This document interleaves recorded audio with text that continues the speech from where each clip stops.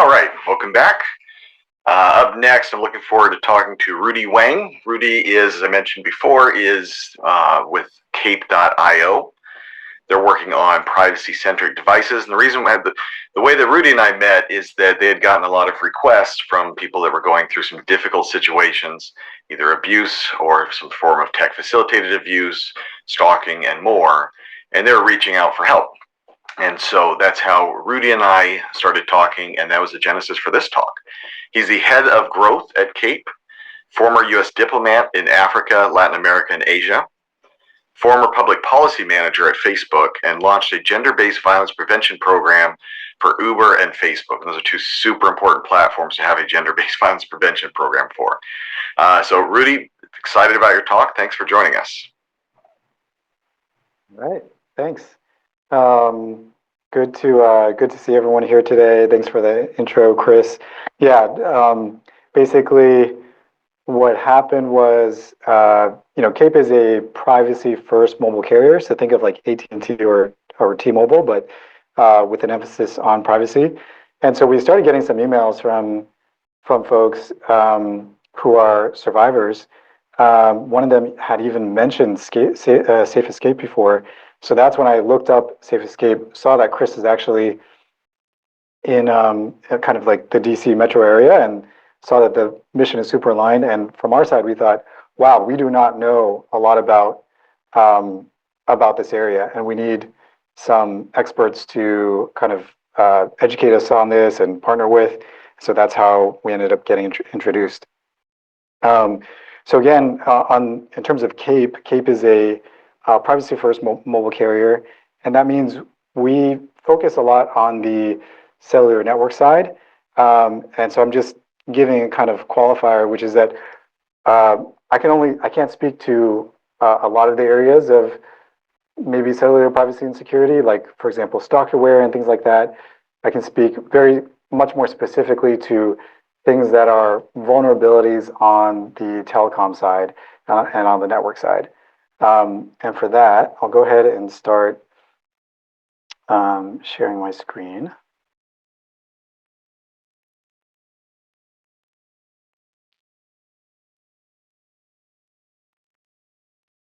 All right.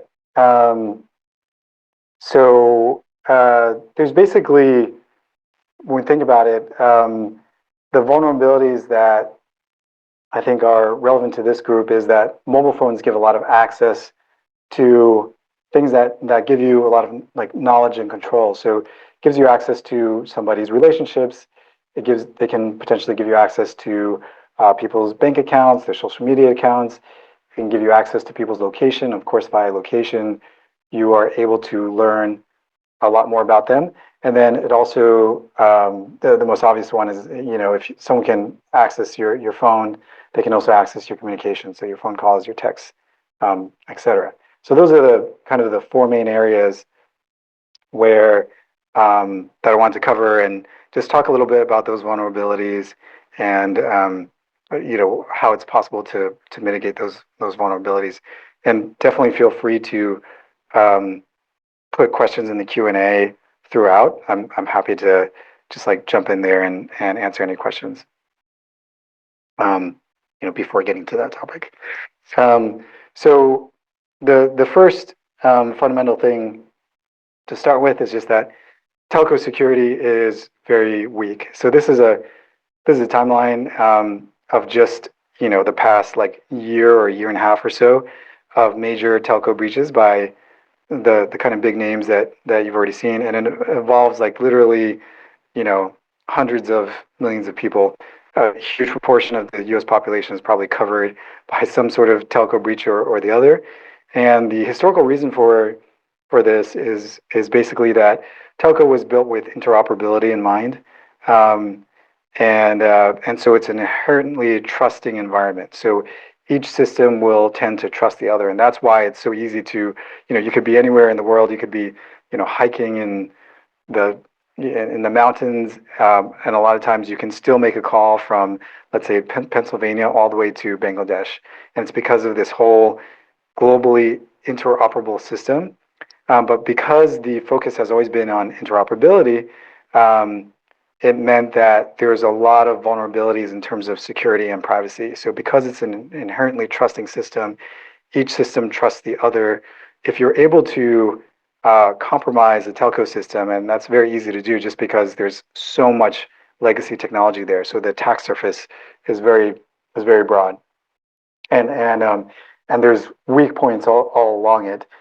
If you're able to compromise one part of it, you're probably able to gain access to a lot of information about somebody. And this is one piece that I took out in particular, just because it's really interesting in that a third of the U.S. population was affected by this. Essentially, if you were an AT&T customer at any time in the past couple of years, you would have been affected by this breach. And this breach involved the compromise of what are called CDRs, which are, in more common parlance, just call logs. So call logs are basically the metadata of any phone call. So it'll tell you, what time this call happened, what was the length of the call, if there was a data session, how much data was transmitted, who was the other person that was called, what was their phone number, what device did they use, other kinds of identifying information like that. And so with this call breach, I think just last week, the FBI said that a bunch of their informants were likely compromised because FBI agents were using like known FBI lines and calling people using these known FBI phone lines. And so that obviously reveals ultimately who they were calling. And with a phone number, you can use a reverse phone number lookup service, and you can essentially see probably who it is that they were calling. Now, for regular people, how this is relevant is that CDRs or call logs, they're probably not that difficult to get. In another more recent breach, the Salt Typhoon breach, which is a Chinese state-sponsored hack, it was revealed in that hack as well that they probably accessed call logs. And with these call logs, how they're relevant to people is that you would be able to reconstruct your whole social relationship graph. So I could probably tell, based off of your call logs, who your closest family and friends are. It's essentially if somebody could open your like recent calls part on your phone and then scroll through like who'd you last call, how much time did you spend talking to them, etc. So that's obviously a very powerful amount of information. And with breaches like this becoming more and more common, someone could, in theory, go on the dark web, buy up that information, and if they know your phone number or they know some other identifying information about you, basically cross-reference that information and design who it is that are important to you, and that's useful for other types of attacks like social engineering and things like that. So that's the first thing, just that there's a lot of metadata associated with your telephone calls and your SMS, and all that data. A lot of that data is very vulnerable. The second area is your financial and social accounts. So, for all of your bank accounts, or if you have an X account or Facebook or whatever, they're typically secured with a second factor, and the most convenient second factor, often for many people, tends to be a phone number. The problem is that with those phone numbers are subject to SIM swaps. So here's like an example of a couple of the headlines from just last year about SIM swaps that happened. So you see, like, there's some famous people who have gotten their SIM swap. The SEC's X account was also SIM swapped, and so somebody swapped it out and was able to post on the SEC's X account about certain like crypto coins. I think the same thing was a similar thing that happened to Sydney Sweeney, where someone took over her social media account and started posting as her. And how this attack normally happens is through some sort of, it's usually very low tech, and it's oftentimes a compromise of a telecom employee. So, for example, T-Mobile employees were T-Mobile was subject to a prior hack in which all of their employee data was hacked, and then all their employees started receiving emails basically saying, you'll get $300 for each SIM swap that you conduct. And so a SIM swap, probably a lot of you have heard of it already, but it's basically, I transfer this phone number onto the attacker's phone. So once I have access to your phone number, that's how I get access to your X account, to your bank account, or to your crypto accounts, because now I have that second factor. So, when I trigger an OTP, that second factor goes to my phone. And so, T-Mobile employees were getting offered $300 each for it. There was a New Jersey manager, I think of a Verizon store, who pled guilty for selling SIM swaps for $1,000 a piece. And so, this has been happening. And then there's more basic attacks, which is just like a smash and grab, where somebody goes in and literally steals the iPad out of the store, and then the employee's iPad out of the store, and then uses that iPad to transfer somebody's phone number onto an attacker's device. So it's all oftentimes very low tech kind of stuff, and the reason and there's and the reason that this is possible is because T-Mobile, Verizon, AT&T, they need to be able to serve people, including people who are very low tech. If my mom wanted to transfer her phone number from AT&T to Verizon, she's going to have to walk into the store and have a store manager help her do that. And so that's why telecom employees will have these iPads in the store that allows them to conduct these transfers of phone numbers. But of course, these transfers of phone numbers can be co-opted by bad actors who want some sort of control over, they might just want money, or they want some sort of control over the victim. But basically, they can get these second factor OTPs, and that can be very damaging. So those are the access to financial and social accounts, which are often secured with your cell phone. Third area is location, and this is really where you have this whole burgeoning industry of location brokers. And location brokers, they will get their information from apps. Like your average weather app needs to give your location in order for you to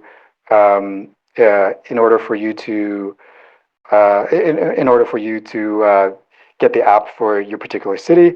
But oftentimes that location is then repackaged and sold off to location brokers. Location brokers will then sell that to advertisers. Advertisers can use that for real-time bidding. So, if you're passing by a Macy's store, they can send you a Macy's advertisement at that time. So that's the advertising use case. But there's also a use case for people who want to track where somebody is. And so we actually, for my company Cape, we basically hired a private investigator firm to try to track a bunch of phones. And this is exactly the type of software that they used. So they use location broker software that allows them to put in a bunch of information. And basically we had a bunch of Cape employees carry around a bunch of devices, and they basically said, okay, give us a couple of locations where you are often going to. So give us your workplace, give us your home address, and maybe give us your gym, right? And with these multiple locations, then I'm going to draw a geofence around every location and see which devices ping there. And then I'm going to try to correlate that, which device pings in all three locations that you gave me, because that ends up becoming a very small number of devices. And a lot of times it's only one device. And at that point, I've identified a person. And once I've identified that person, then I can just keep tracking that one device, and I can always track where that person is going. And this is totally legal. It's commercially available data. Obviously, there's increasing legislative attention to it, and more and more restrictions in terms of how you can use this data to try to prevent abuse. But it is out there.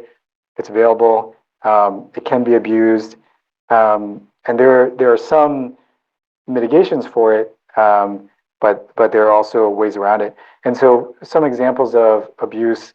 There just last year there was a legal case by two New Jersey police officers that sued a data broker because basically somebody had doxed their information and they started getting death threats and things like that.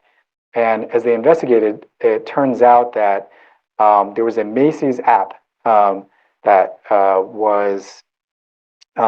collected location data, and that location data was probably repackaged for location brokers and things like that. So what you see on the screen here is a study by the Electronic Frontier Foundation, who we collaborate with on some projects. And basically, they drew geofence around the EFF headquarters using this commercially available software that's often used by law enforcement, but maybe available to others as well. And then you could see, like, basically it allowed them to see, like, at a very granular level, like devices moving around inside the EFF headquarters. And so yeah, that's for location brokers. And there's things that you can do to mitigate location brokers. And so you can turn off ad IDs. Apple now gets you to permit location tracking, so that effectively turns off ad ID and ad ID tracking. But now I think with new SDKs that are coming out with apps, there's different ways of tracking people. So they can grab your device ID, they can grab browser IDs and other types of information. I think it's listed on the right side here. But there's like different types of information that is a substitute for the ad ID. So even if you turn that off, there's probably other ways for you to be identified. And there's always that cat mouse game because advertisers will always want to find a way to be able to serve relevant ads, and so there will always be a use case. The last area that I wanted to talk about is communications, which is the most obvious area. Obviously you're making phone calls, you're doing text. If you're using an encrypted app like Signal, then that's encrypted end to end, and no one should be able to see that. But the reality is, like, a lot of us still make regular phone calls and we make regular SMS. In order for phone calls and SMS to work, they have to be in our interoperable system. They have to be unencrypted at some point because they have to pass between all these different intermediaries in order to make it from one telephone carrier to the telephone carrier and to the final end user of the second person that you're trying to communicate with. And so there's plenty of vulnerabilities there. But part of the vulnerabilities is just the interception system that is built into telecom. And so telecoms are legally obligated to allow for lawful intercept, so that the police, the FBI, they can get a court order and put on a wiretap on the bad actors. But the problem is that what we've seen recently, the headline on the left is the Salt Typhoon hack. So that's the China state-sponsored hack. In that hack, they actually compromised the law enforcement intercept system. So basically, it shows that if you build a backdoor into telecom, many different people can gain access to that backdoor. The story on the right is a case of a former Missouri sheriff that also used his position to try to track people. And there's actually now a whole market on the dark web for emergency data requests. So emergency data requests are a specific type of lawful law enforcement request, which is like, this is really urgent. We're hot on the tail of somebody, and so we need you to give this information right away. And so basically, there's like a whole industry out there on the black market where basically they've compromised the usernames and emails of legitimate law enforcement people, and then they can put in a request and say, hey, I need right away the phone call activity or the SMS history of this person for an active investigation. And there's also a separate story. I think it was a Verizon employee got tricked into giving over the information of a Verizon subscriber to a stalker of theirs that was posing as law enforcement. So this is another area where when there is a backdoor, there's always incentive to try to abuse it as well. So I think those are the four main areas where there's vulnerabilities, and happy to answer any questions about those, and also talk about like what's the potential for mitigations and protecting against those vulnerabilities that I think is just inherent in the fact that if you're going to use a phone and make phone calls, we're all accepting a certain level of risk there.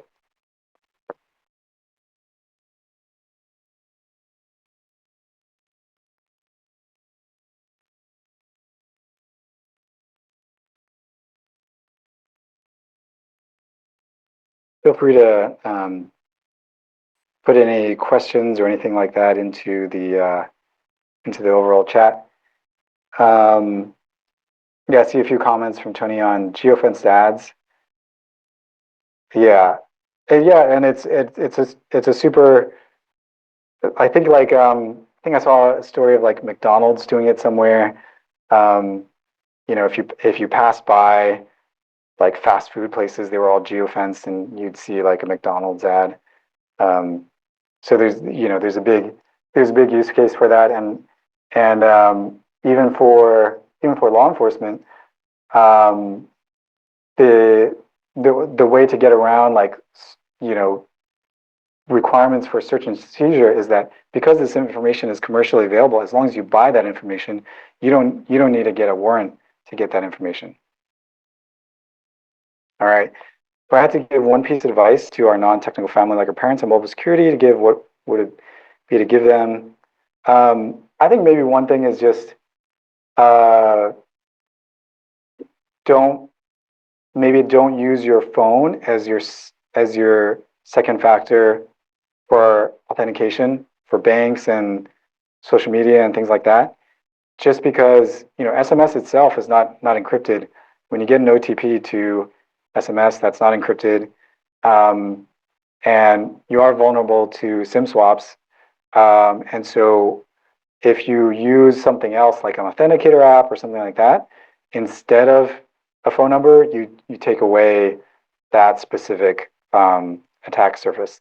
The other thing is probably you can turn off your ad ID and just review the location settings on your apps and who you're giving location data away to, just because location data is such a sensitive piece of data. People can learn so much about you just by the places they go to, place of worship, your workplace, your home, things like that. And if you take a look at your location settings and turn off ad ID, that probably reduces the attack surface quite a bit. And then other types of things like there's certain things that you just, the scary thing about a lot of these types of attacks, whether it's SIM swaps or the abuse of the intercept system or leak of call logs, is that there's unfortunately not, if that kind of attack happened, you wouldn't even know about it because you don't have to be attacked for those things. So unlike a phishing attack or like putting stalkerware on your phone, like no one needs access to your phone. No one needs to send you a phishing link or anything. Like you don't have to do anything wrong, and you will still be subject to those things. So that's a tricky thing. It's kind of one of those things that you could do everything right, but your call logs may still be out there, right?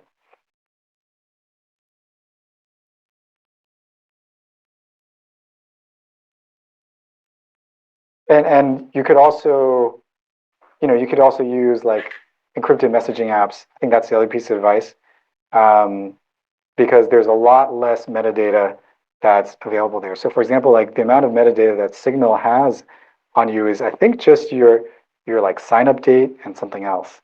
But they wouldn't be able to tell you, oh, you made a Signal call of like 7 minutes and 30 seconds to this other Signal user at on January 25th, 7:05 p.m., which is you get that level of detail with a regular phone call. Yeah, very, very good point. Rudy, on that note, because I know encrypted messaging apps are always a big topic. I know that that's something that we use commonly in the survivor space for survivors to talk to advocates or the support system or things like that. So it's really, really important. But of course, the threat model is a little bit different in that in most cases, the survivors aren't worried about state actors, very often not even law enforcement. They're worried about partners and things like that. But so for the survivor space, are there any encrypted messaging apps that you think someone should avoid, or are those that you feel that you personally trust a little bit more? Yeah, so yeah, we have a whole like blog post on different encrypted messaging apps. Um, we ourselves we end up using Signal a lot, probably because um, we end up working with a bunch of government customers, and they often use signals like it's open source. You can review the code, and it's kind of the standard bearer there. I know there's a bunch of others that are really good as well, and we have different folks within our own company that use different encrypted messaging apps. But probably um, Signal and WhatsApp are WhatsApp just because it's the most common, but those ends up being the ones that we use the most often. Okay. All right. Well, Rudy, thank you so much for your time. Thank you for the important work that you're doing, and appreciate the information you shared with us today. Yeah, thanks a lot. All right. I'll go ahead and put myself back in the spotlight because I like it there. Okay. All right. So that concludes our sessions for today. We do pick up tomorrow. The link is the same. So if you've already attended these sessions, just use the same link, and you can start with the first session, which is on the tip of my brain here.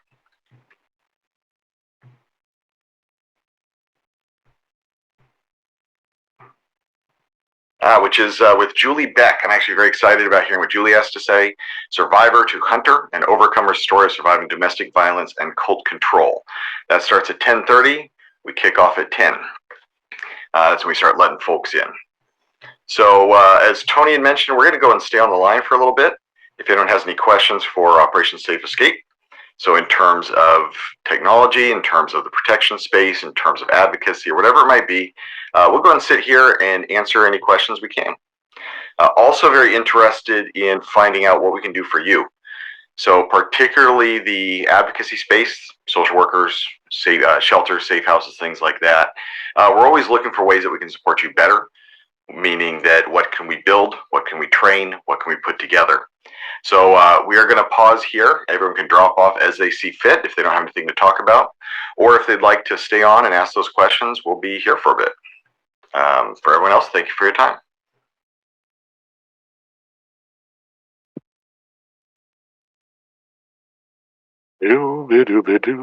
Oh, I think they can hear me.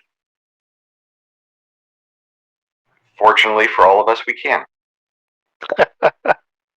Everyone, I just wanted to point out this is Tony Hunt. OSC is starting to expand their scope of services into the more standard security space as well. We will be offering a lot of the normal services that you would get from a regular MSSP, as well as some of the custom forensic items, depending on the requests. Anyhow, I just wanted to point that out as well. Yeah, good point, Tony. Thank you. We're not advertising it yet, but we're there.